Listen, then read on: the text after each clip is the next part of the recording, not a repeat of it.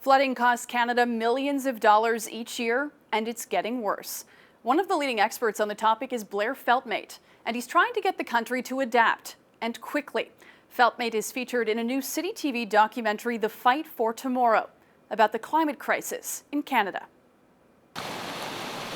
Flood risk maps in Canada are decades outdated. There is no city that is disproportionately off the charts as being overly prepared, and there is none that's really doing a terrible job. Most cities are somewhere in the zone of mediocrity in preparing for flood risk. Blair Feltmate is trying to bring them up to speed. If people are hit with just one flood, very often they think this is just a one-off. This is an anomaly. You know, there's my 1 in a 100-year flood.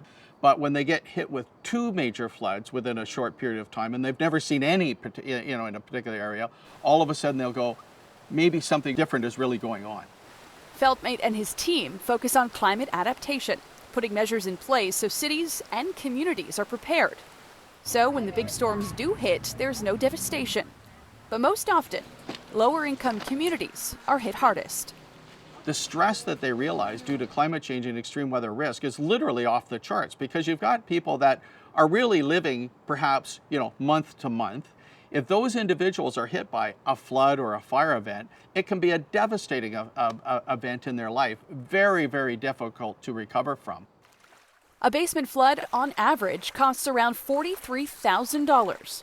And for Feltmate, educating homeowners on how to prevent the damage is where to start. The problem we have here is that this pipe has bent, and now it's directing water towards the foundation of the house. And we want to get that water away from the foundation of the house so it doesn't end up in the basement. And that could be the difference between having a flooded basement and not having a flooded basement.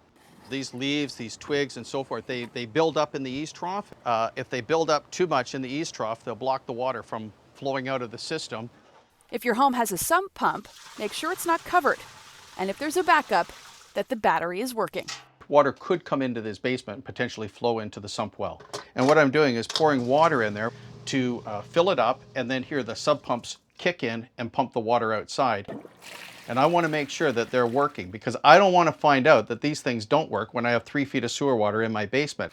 While education and these simple tasks are a good place to start, there's much work to be done if Canada wants to truly adapt nationally to the current climate.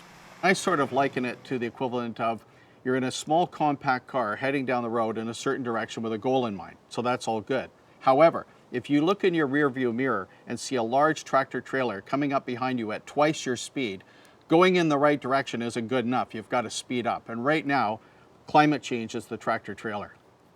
Flooding is just one of the ways the climate crisis is impacting Canadians. In the Fight for Tomorrow, I'll introduce you to 8 people from across the country, including Feltmate, who are trying to change the course of our future. The documentary airs right here on City TV tomorrow, Tuesday, March 30th. Megan Robinson, City News.